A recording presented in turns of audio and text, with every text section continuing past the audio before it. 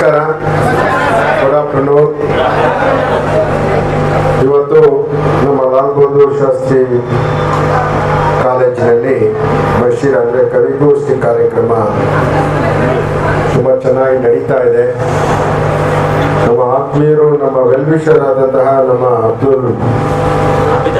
ಆಬಿದ್ ಅಸ್ಲಾಂ ಸಾಹೇಬರು ಯಾವಾಗೂ ಕರೀತಾ ಇರ್ತಾರೆ. ಲಾಸ್ಟ್ ಟೈಮ್ ನಾನು ಹೋಗಿರ್ಲಿಲ್ಲ, ಬಂದಿರಲಿಲ್ಲ. ಈ ಸಲ ಪಾಪ ನಮ್ಮ ರಿಯಾಜ್ ಬೈಕ್ ಹೇಳಿದ್ರು, ನಾನು ಹೇಳಿದೆ ಅವರು ಹೇಳಿದ್ದಾರೆ ಅಂದರೆ ಹೋಗಲೇಬೇಕು.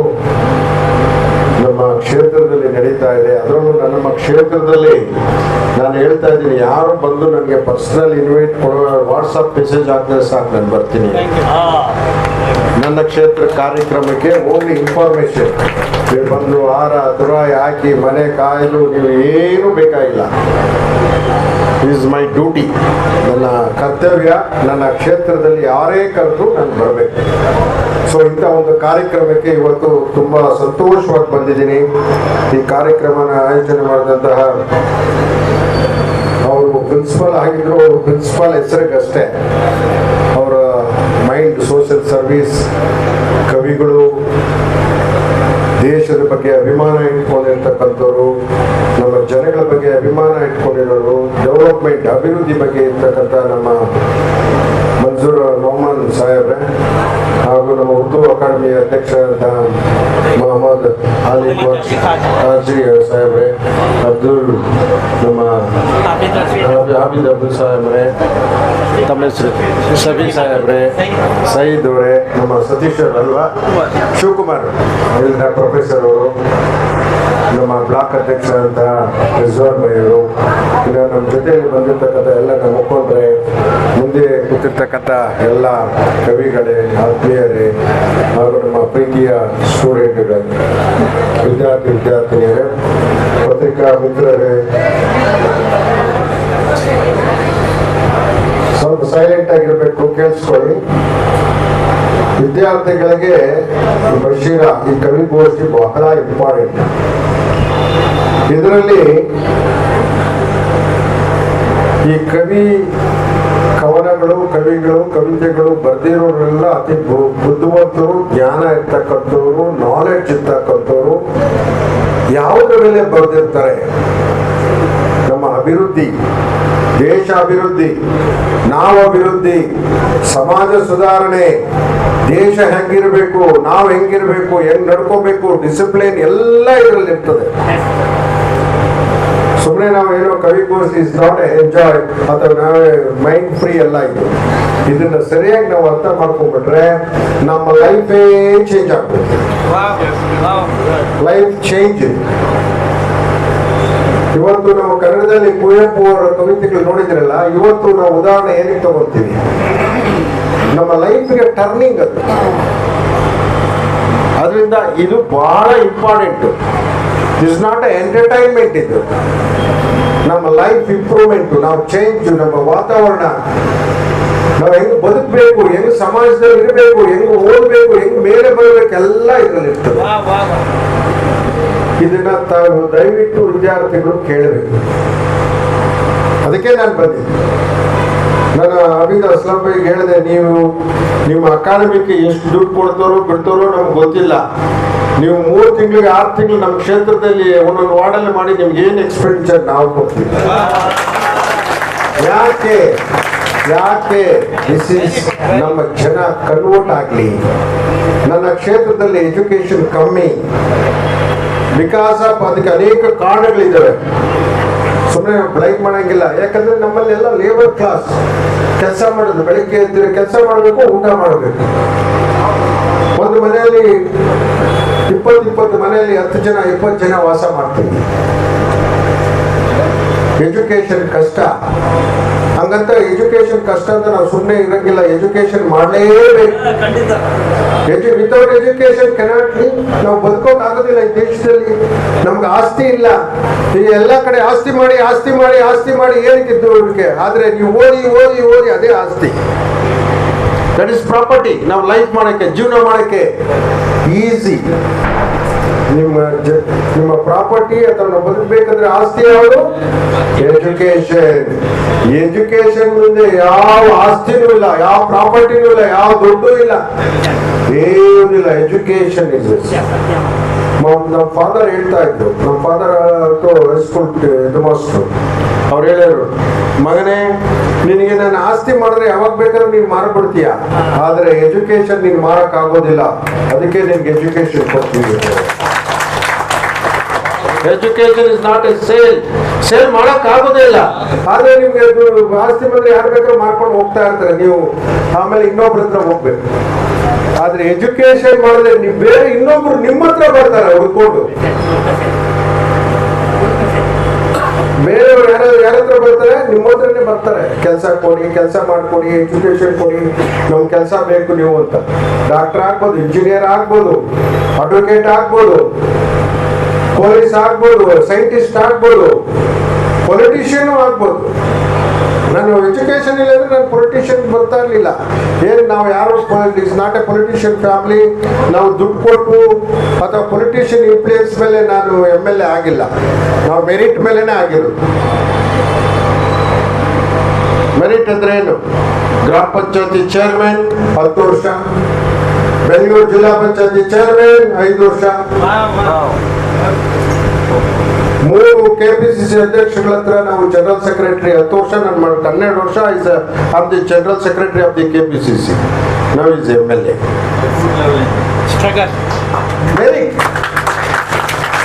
ಇದೆಲ್ಲ ಯಾಕೆ ಬಂತು? ಯಾಕೆ ನಿಮ್ಗೆ ಹೇಳ್ತಾ ಇದ್ದೀನಿ? Because of education. ನಾವು ಚೆನ್ನಾಗಿ ಬುದ್ಧಿ, ಎಜುಕೇಶನ್ ಏನು ಅಂತ ನಮ್ಗೆ ಬುದ್ಧಿ ಬರುತ್ತೆ, ನಾಲೆಡ್ಜ್ ಬರುತ್ತೆ, ಒಳ್ಳೆ ಕೆಲಸ ಮಾಡ್ತೀವಿ. ಗ್ರಾಮ ಪಂಚಾಯತಿಯಲ್ಲಿ ಕೆಲಸ ಮಾಡೋದಕ್ಕೆ ಜಿಲ್ಲಾ ಪಂಚಾಯತಿ ಟಿಕೆಟ್ ಯಾರು ಕೊಟ್ಟಿದ್ದು? ನಾವು ಪೊಲಿಟಿಕಲ್ ಗುರು ಇಸ್ CK ಜಾಫರ್ ಶರೀಫ್ ಜಿ, ಅವರು ನಮ್ಮ ಪೊಲಿಟಿಕಲ್ ಗುರು, ಅವರೇ ನನಗೆ ಜಿಲ್ಲಾ ಪಂಚಾಯತಿ ಟಿಕೆಟ್ ಕೊಟ್ಟಿದ್ದು, ಬೇರೆ ಯಾರು. ಈಗಲೂ ನಾವು ಫೋಟೋ ಇಟ್ಕೊಂಡಿರ್ತೀವಿ ಜಾಫರ್ ಶರೀಫ್, ನಮ್ಮ ಪೊಲಿಟಿಕಲ್ ಗುರುನೇ ಜಾಫರ್ ಶರೀಫ್. ನೀವು ನೋಡ್ತಾ ಇದ್ರಿ, ನೀವು ನೋಡ್ತಾ ಇದ್ರಿ, ನಮ್ಮ ರಾಜಕೀಯಕ್ಕೆ ತಂದಿದ್ದೇ ಅವರು ಅಲ್ವಾ.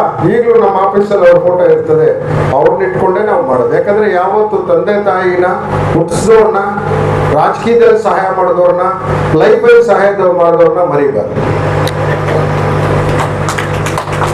ತಂದೆ ತಾಯಿಗೆ ಯಾರು ಕೊಡ್ತೀವೋ ನಮ್ಗೆ ಸಹಾಯ ಮಾಡಿದ ಗುರುಗಳನ್ನ, ವಿದ್ಯೆ ಕೊಟ್ಟಂತಹ ಗುರುಗಳಿಗೆ ನಾವು ಯಾವತ್ತೂ ಲೈಫಲ್ಲಿ ಮರಿಬಾರ್ದು. ಅವ್ರು ನೆನ್ಸ್ಕೊಂಡು ಕೆಲಸ ಮಾಡಿ ನಿಮ್ಗೆ ದೇವರು ಒಳ್ಳೇದು ಮಾಡ್ತಾರೆ. ಈಗ ಯಾಕೆ ಬಶೀರ್ ಅಥವಾ ಕವಿತ್ರಿ ಬಗ್ಗೆ ನಾನು ಹೇಳ್ತಾ ಇದ್ದೀನಿ, ನೀವು ಯಾಕೆ ಇದನ್ನೆಲ್ಲ ಲಿಸನ್ ಮಾಡಬೇಕು, ಕೇಳಬೇಕು ಅಂದ್ರೆ ಅದ್ರಲ್ಲಿ ಅನೇಕ ಅರ್ಥಗಳಿರ್ತದೆ. ಮನಸ್ಸಿಗೆ ನೆಮ್ಮದಿನೂ ಕೊಡ್ತದೆ. ನೀವೇನೇ ಟೆನ್ಷನ್ ಇರಲಿ, ಮನೆಯಲ್ಲಿ ನೀವು ತಂದೆ ತಾಯಿ ಏನೋ ಬೈದಿದ್ರು, ಅಣ್ಣ ತಮ್ಮಂದ್ರು ಬೈದಿದ್ರು, ಇಲ್ಲಿ ಬಂದು ಕುತ್ಕೊಳ್ಳಿ, ಅವ್ರ ಕವಿನ ಕೇಳಿ, ನಿಮ್ಮ ಮೈಂಡ್ ಚೇಂಜ್ ಆಗ್ತದೆ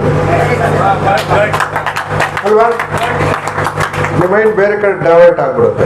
ಅಥವಾ ನಿಮ್ಮ ಮೈಂಡ್ ಎಲ್ಲೋ ಬೇರೆ, ಯಾವಾಗ ಹೇಳ್ತಿದೆ ಅದು ಕೆಟ್ಟ ಭಾಷೆಯಲ್ಲಿ ಹೇಳ್ತಾರೆ, ಒಡಿ ಬಡಿ ಕಡಿ ಅಂತ, ಅದು ನಮ್ಗೆ ಬೇಡ. ಅದೆಲ್ಲ ಹೊರಟೋಗ್ತದೆ. ಸಹಾಯ ಮಾಡೋಣ, ಹೆಲ್ಪ್ ಮಾಡೋಣ, ಓದೋಣ ಅಂತ ಬಂದ್ಬಿಡುತ್ತೆ. ಹೆಲ್ಪ್ ನೇಚರ್ ಅಲ್ವಾ, ಪೀಸ್ಫುಲ್ ನೇಚರ್, ನಮ್ಮ ದೇಶ, ನಮ್ಮ ರಾಜ್ಯ ನಮ್ಮದು ಅನ್ನೋದು ನಿಮ್ಗೆಲ್ಲ ಅಭಿಮಾನ ಬರ್ತದೆ. ಅದಕ್ಕೆ ಐ ವಿಲ್ ಎಂಕರೇಜ್ ಈ ಪ್ರೋಗ್ರಾಮ್ಗೆ ನಾನು ಅದಕ್ಕೋಸ್ಕರ ಬಂದಿದ್ದೀನಿ. ಇಂಥವೆಲ್ಲ ಮಾಡಿ, ಇಂಥ ಕಾರ್ಯಕ್ರಮಗಳೆಲ್ಲ ನಮ್ಮ ಪ್ರಿನ್ಸಿಪಲ್ ನವಮನ್ ಸಾಹೇಬರು ತುಂಬ, ಅವ್ರ ಕಾರ್ಯಕ್ರಮ ಅಂದರೆ ನಾನು ಯಾಕೆ ಮಿಸ್ ಆಗೋದಿಲ್ಲ ಅಂದರೆ, ಅವರು ಪಬ್ಲಿಕ್ ಪರ ಕಾರ್ಯಕ್ರಮ ಮಾಡ್ತಾರೆ, ಸ್ಟೂಡೆಂಟ್ ಪರ ಕಾರ್ಯಕ್ರಮ ಮಾಡ್ತಾರೆ. ಎಂಟರ್ಟೈನ್ ಮಾಡೋದಿಲ್ಲ, ಏನೋ ಮಾಡಬೇಕು ಅಂತ ಮಾಡೋದಿಲ್ಲ. ಅವರು ಸ್ವಂತ ಜೋಬಿಂದ ದುಡ್ಡು ಖರ್ಚು ಮಾಡಿ ಕಾರ್ಯಕ್ರಮ ಮಾಡ್ತಾರೆ. ಈ ತರ ಸಿಗೋದು ಕಷ್ಟ.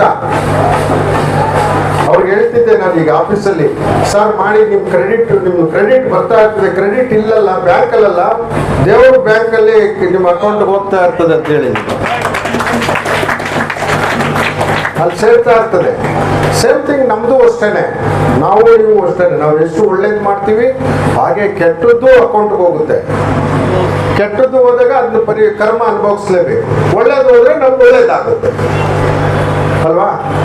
ಯಾಕಂದ್ರೆ ನಾವು ಯಾಕೆ ಸ್ಕೂಲು ಕಾಲೇಜ್ಗೆ ಎಂಕರೇಜ್ ಮಾಡ್ತೀನಿ ಅಂದ್ರೆ, ಈ ದೇಶದ ಆಸ್ತಿಗಳು ನೀವು, ಈ ದೇಶದ ಪ್ರಾಪರ್ಟೀಸ್ ನೀವು, ಈ ದೇಶದ ನೆಕ್ಸ್ಟ್ ನೀವೇ ನಡೆಸೋದು, ನಾವಲ್ಲ. ನಮ್ದೆಲ್ಲ ನೆಕ್ಸ್ಟ್ ಜನರೇಷನ್ ನೀವೇ. ನಾವೆಲ್ಲ ಇಲ್ಲಿದ್ದೀವಿ, ನೀವೆಲ್ಲ ಇಲ್ಲಿರ್ತೀರ. ಆಮೇಲೆ ನೆಕ್ಸ್ಟ್ ಜನರೇಷನ್ ಆಲ್ ಇದು ಮೈಂಡಾಗಿರಲಿ. ನೀವೆಲ್ಲ ಇಲ್ಲಿ ಬರ್ತೀರಾ, ಕವಿಗಳಾಗ್ತೀರಾ, ಪ್ರೊಫೆಸರ್ ಆಗ್ತೀರಾ, MLA ಗಳಾಗ್ತೀರಾ, ಆಫೀಸರ್ ಆಗ್ತೀರಾ, ನಾವೆಲ್ಲ ಅಲ್ಲಿ ಕೂತೆ ಇಲ್ಲಿ ಬಂದಿರೋದು. ಬಿಫೋರ್ ಅವರ್ ಸಿಟಿಂಗ್ ದೇ ನಿಮ್ಮ ಜಾಗದಲ್ಲಿ ನಾವು ಕೂತಿದ್ದು, ಈಗ ನಾವು ಇಲ್ಲಿ ಕೂತಿದ್ದೀವಿ. ನೆಕ್ಸ್ಟ್ ನೀವು ಇಲ್ಲಿ ಬರ್ತೀರಾ, ಯಾವಾಗ ಬರ್ತೀರಾ, ಹೇಗೆ ಬರ್ತೀರಾ, ದಟ್ ಈಸ್ ಇಂಪಾರ್ಟೆಂಟ್. ಇಲ್ಲ ಅಂದ್ರೆ ನಾವು ಇದೆಲ್ಲ ಮಾಡಿಲ್ಲ ಅಂದ್ರೆ ಬೇರೆಯವರೆಲ್ಲ ಬೀದಿಯಲ್ಲಿ ಕೂತಿರ್ತಿಲ್ಲ, ಗೊತ್ತಲ್ಲ, ಅಲ್ಲಿ ಕೂತಿರ್ತೀವಿ. ನೀವು ಚೆನ್ನಾಗಿ ಓದಿ ವಿದ್ಯಾವಂತರಾಗಿ ಡೀಸೆಂಟ್ ಆಗಿದ್ದು ಇಂಥ ಕಾರ್ಯಕ್ರಮ ಎಲ್ಲ ಅಟೆಂಡ್ ಮಾಡಿ ನೀವು ಕೇಳಿಸ್ಕೊಂಡ್ರೆ ಇಲ್ಲಿ ಬರ್ತೀರಾ, ನಿಮ್ಗೆ ನಾಲೆಡ್ಜ್ ಬರ್ತದೆ. ಇಲ್ಲ ಅಂದ್ರೆ ನಾವು ಒಳ್ಳೆಯವರೇ ಆಗಿರ್ತೀವಿ, ನಮ್ಮ ಜೊತೆ ಸ್ನೇಹಿತರು ನಮ್ಮನ್ನು ಕೆಡಿಸ್ಬಿಡ್ತಾರೆ, ನಮ್ಮನ್ನು ಹಾಳು ಮಾಡ್ಬಿಡ್ತಾರೆ. ನಮ್ಗೆ ನಾಲೆಡ್ಜ್ ಇದ್ರೆ ಅವ್ರ ಮಾತು ನಾವು ಕೇಳೋದಿಲ್ಲ. ನೀನು ಹೋಗ, ನಿಮ್ಗೆ ಗೊತ್ತಿದೆ ಮಾಡೋದು ಅಂತೀರ, ನೀವೇ ಹೇಳ್ಬಿಡ್ತೀರಾ, ನೀವೇ ಅವ್ರು ಕಳಿಸ್ಬಿಡ್ತೀರಾ. ಅದಕ್ಕೆ ನೀವು ಚೆನ್ನಾಗಿ ಓದಿ ಈ ಥರ ಎಲ್ಲ ಒಳ್ಳೊಳ್ಳೆ ಕಾರ್ಯಕ್ರಮ ಅಟೆಂಡ್ ಮಾಡಿ ನಾಲೆಡ್ಜ್ ಇದ್ದಾಗ, ಇಂಥ ಕವಿತೆಗಳು ನಿಮ್ಗೆ ಗೊತ್ತಿಲ್ಲ ಅಂಥವೆಲ್ಲ ನಾವು ಅಟೆಂಡ್ ಮಾಡಿದ್ದೀವಿ, ಅದರಲ್ಲಿ ಎಷ್ಟು ಅರ್ಥ ಇರ್ತದೆ ಗೊತ್ತಾ, ಅವ್ರು ಹೇಳೋದ್ರಲ್ಲಿ ಬಹಳ ಬಹಳ ಅರ್ಥ ಇರ್ತದೆ. ಎಲ್ಲ ಎಜುಕೇಟೆಡ್ ಬುದ್ಧಿವಂತರು ಬರ್ದಿರೋದು ಕವಿತೆಗಳು, ನಿಮ್ಮನ್ನ ದೃಷ್ಟಿ ಇಟ್ಕೊಂಡು ಬರ್ದಿರ್ತಾರೆ. ಅದಕ್ಕೆ ಅವೆಲ್ಲ ಲಿಸನ್ ಮಾಡಿ ಓದಿ ಹೆಚ್ಚಿಗೆ ಬನ್ನಿ. ಇನ್ನು ನಮ್ಮ ಪ್ರಿನ್ಸಿಪಾಲ್ ಅವ್ರು ಹೇಳ್ತಾ ಇದ್ರು, ನಾವು ಯಾರು ಬಂದರೂ ಸೇರಿಸ್ಕೊಳ್ತೀವಿ, ಆದರೆ ಡಿಸ್ಟಿಂಕ್ಷನಲ್ಲಿ ಬರ್ತೀವಿ ಅಂತ. ಅಷ್ಟು ಈಸಿ ಅಲ್ಲ ಅದು ಮಾಡೋದು. ಎಲ್ಲರೂ ಒಳ್ಳೊಳ್ಳೆ ಸ್ಕೂಲ್, ಟಾಪ್ ಕಾಲೇಜ್ 90% 100% ಇದ್ರೆ ಅಡ್ಮಿಷನ್ ಮಾಡ್ತಾರೆ, ಇಲ್ಲ ಅಂದ್ರೆ ಮಾಡೋದಿಲ್ಲ. ಅವರೇ ಬೇಕಾ ಅದು ಮಾಡೋಕ್ಕೆ? ಬೋರ್ಡ್ ಹಾಕೋತಾರೆ, ನಾವು ಟಾಪ್ ಸ್ಕೂಲ್, ದುಡ್ಡು ಹೆಚ್ಚು ತಗೊಂತಾರೆ, ಏನಿರಲ್ಲ ಹೊರಗಡೆ, ಎಜುಕೇಶನ್ ಇರಲ್ಲ. ಸ್ಟೂಡೆಂಟೇ ಬುದ್ಧಿವಂತ, ಅವನೇ 100% ಬರ್ತಾನೆ. ಅವನೇನ್ ಮಾಡೋದು, ದುಡ್ಡು ಒಂದು ಮಾಡ್ತಾರೆ ಅಷ್ಟೇ. ಆದರೆ ನಮ್ಮ ಕಾಲೇಜು, ಗೌರ್ಮೆಂಟ್ ಕಾಲೇಜಲ್ಲಿ ನಮ್ಮ ಪ್ರಿನ್ಸಿಪಾಲ್ ಮತ್ತು ಆ ಟೀಮ್ ಕಷ್ಟಪಟ್ಟು ನಿಮ್ಮನ್ನ ತಯಾರು ಮಾಡಿ 0 ಇಂದ 100% ಮಾಡ್ತಾರಲ್ಲ, ಅದು ಕೆಲಸ. ನಿಮ್ಮನ್ನ ಡಿಸ್ಟಿಂಕ್ಷನ್ ಅಲ್ಲಿ ಪಾಸ್ ಮಾಡ್ತಾರಲ್ಲ, ಇದು ಗ್ರೇಟ್. ನಿಮಗೆ ಪ್ರಶಸ್ತಿ ಕೊಡಬೇಕು. ನಾನು ಇದನ್ನೇ ಮಾಡೋದು, ಬೇರೆಯವ್ರಿಗೆ ನಾನು ಎಂಟರ್ಟೈನ್ ಮಾಡೋದಿಲ್ಲ. ಯಾರು ಕಷ್ಟಪಟ್ಟು ಓದಿ ಡಿಸ್ಟಿಂಕ್ಷನ್ ಬರ್ತಾರಲ್ಲ, ಅದು ನಿಜವಾದ ಎಜುಕೇಶನ್. ನಾವೆಲ್ಲ ಗೌರ್ಮೆಂಟ್ ಸ್ಕೂಲಲ್ಲೇ ಓದಿದ್ದು, ನಾವೆಲ್ಲ ಕಾನ್ವೆಂಟು ಅದು ಇದು ಎಲ್ಲ ಗೌರ್ಮೆಂಟ್ ಸ್ಕೂಲು, ಗೌರ್ಮೆಂಟ್ ಕಾಲೇಜಲ್ಲೇ. ಇವುಗಳು ನಾವು ಓದಿಲ್ವಾ, ನಾವು ಡಿಗ್ರಿ ಮಾಡಿಲ್ವಾ, ನಾವು ಇವಾಗ ಎಜುಕೇಶನ್ ಆಗಿಲ್ವಾ? ಅದರಿಂದ ನೀವೆಲ್ಲ ಓದಿ, ನಿಮ್ಗೇನು ಸಂಪನ್ಮೂಲಗಳು ಬೇಕು ಸ್ಕೂಲ್, ಈ ಕಾಲೇಜ್ಗೆ ನಾನು ಪ್ರೊವೈಡ್ ಮಾಡ್ತೀನಿ. ನಿಮ್ಗೆ ಸ್ಕೂಲ್ ಯಾವುದೇ ಇರಲಿ, ನಾನು ಹೇಳಿದ್ದೀನಿ ಪ್ರಿನ್ಸಿಪಾಲ್ಗೆ ಸ್ಟಾರ್ಟಿಂಗಿಗೆ as a chairman of this college, ನಿಮ್ಗೆ ಏನು ಬೇಕು ಇಮಿಡಿಯೇಟ್ ಸ್ಯಾಂಕ್ಷನ್. ನೀವು ಚೆನ್ನಾಗಿ ಓದಿ ಅಷ್ಟೇ. ನೀವು ವಿದ್ಯಾವಂತರಾಗಿ ಓದಿ ಮುಂದೆ ನೀವು ದೇಶದ ಬಗ್ಗೆ, ನಮ್ಮ ಜನರ ಬಗ್ಗೆ ಅಭಿಮಾನ ಇಟ್ಕೊಳ್ಳಿ. ನಮ್ಮ ದೇಶ, ಯಾಕಂದ್ರೆ ನಿಮ್ಮದೇ ದೇಶ ಇದು, ಪ್ರಜಾಪ್ರಭುತ್ವ ಇದು ಯಾರಿಗೂ ಒಬ್ಬರದಲ್ಲ ದೇಶ. ದಿಸ್ ಕಂಟ್ರಿ ಇಸ್ ಯುವರ್ಸ್, ನಿಮ್ದು. ಯಾರು ಇದಕ್ಕೆ ಓನರ್ ಇಲ್ಲ, ನೀವೇ ಓನರ್. ಇದು ಮೈಂಡ್ ಆಗಿರಲಿ, ನಿಮಗೆ ಓನರ್ ನೀವು ಅಲ್ವಾ? ಈಗ ನಾನು ಗೌರ್ಮೆಂಟ್ ರೆಪ್ರೆಸೆಂಟೇಟಿವ್, ಗೌರ್ಮೆಂಟ್ ನಡೆಸ್ತಾ ಇದ್ದೀವಿ, ರೆಪ್ರೆಸೆಂಟೆಡ್ ಬೈ ಗೌರ್ಮೆಂಟ್ MLA. ಸರ್ಕಾರದಿಂದ ಸವಲತ್ತುಗಳು ಏನು ಬೇಕು ಅದು ನಾನೇ ನಿಮ್ಗೆ ಕೊಡ್ತೀನಿ. ನಾನು ಹೇಳಿದ್ದೀನಿ ಗೌರ್ಮೆಂಟ್ ವಿತ್ ಯು, ನಿಮ್ಮ ಜೊತೆಲಿದೆ, ನಾನಿದ್ರೆ ನಿಮ್ಮ ಜೊತೆಲಿ ಇದ್ದಂಗೆ. ಫೆಸಿಲಿಟಿ ತೊಗೊಳೋಣ, ನೀವೆಲ್ಲ ಚೆನ್ನಾಗಿ ಓದಿ ಮುಂದೆ ಬನ್ನಿ, ಒಳ್ಳೆ ಎಜುಕೇಟೆಡ್ ಬನ್ನಿ. ಇಂಡಿಯಾ ನಂಬರ್ 1 ಆಗಿ ವರ್ಲ್ಡಲ್ಲಿ ಎಜುಕೇಷನಲ್ಲಿ ಚೆನ್ನಾಗಿ ಬದುಕೋಣ ಈ ದೇಶದಲ್ಲಿ. ಇದೆಲ್ಲ ಆಗಬೇಕಂದ್ರೆ ಎಜುಕೇಷನ್. ಅದಕ್ಕೆ ನಾನು ಫಸ್ಟ್ ಪ್ರಿಫರೆನ್ಸಲ್ಲಿ ನಾನು ಎಲ್ಲ ಶಾಲೆಗಳಿಗೆ ಹೋಗಿ, ನಾನು ಫಸ್ಟ್ ರಿಸಲ್ಟ್ ಬಂದಾಗ ನಾನು ಹೋಗಿ ಪ್ರತಿಯೊಂದು ಸ್ಕೂಲ್ ಚೆಕ್ ಮಾಡಿದೆ. 37%. ಈ ವರ್ಷ ಹೈಯೆಸ್ಟ್ ಬಂದಿದೆ. ಎಷ್ಟು? 78. Last year 37. ಯಾರು ಕೇಳಿರ್ಲಿಲ್ಲ, ಹೋಗ್ಬಿಟ್ಟು ಎಷ್ಟು ಪರ್ಸೆಂಟೇಜ್ ಅಂದ್ರೆ ಚೆಕ್ ಮಾಡಿದೆ. ವೈ 37? ವೈ ಎಲ್ಲ ತೆಗೆದು ನೋಡ್ತೀನಿ, ಎಲ್ಲ ಲ್ಯಾಂಗ್ವೇಜ್ ಅಲ್ಲೇ ಫೇಲು, ಎಲ್ಲಾದ್ರಲ್ಲಿ ಪಾಸ್ ಆಗಿದ್ದಾರೆ. ಕನ್ನಡದಲ್ಲಿ ಫೇಲು, ಕನ್ನಡ ಒಬ್ರಿಗೂ ಬರಲ್ಲ, ಸರಿಯಾಗಿ ಮಾಡಿಲ್ಲ, ಕನ್ನಡದಲ್ಲೇ ಫೇಲ್ ಇಲ್ಲ, ಲ್ಯಾಂಗ್ವೇಜ್ ಅಲ್ಲೆಲ್ಲ ಫೇಲ್. ಅವಾಗ ನಾವು ಸ್ಪೆಷಲ್ ಕ್ಲಾಸ್ ಮಾಡಿ, ಆಮೇಲೆ ಇನ್ನೇನು ಆಬ್ಸೆಂಟ್ ಯಾಕೆ ಅಂತ ಎನ್ಕ್ವೈರಿ ಮಾಡಿದೆ ನಾನು. ಆಬ್ಸೆಂಟಲ್ಲಿ ವೈ ಆಬ್ಸೆಂಟ್ ಏನಾಗಿದೆ ಅಂದರೆ ಬಿಕಾಸ್ ಆಫ್ ಲೇಬರ್.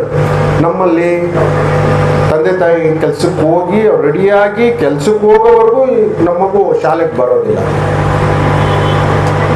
ಅಥವಾ ಅವರು ಓದಿಸ್ಲಿಕ್ಕೆ ಕಷ್ಟ.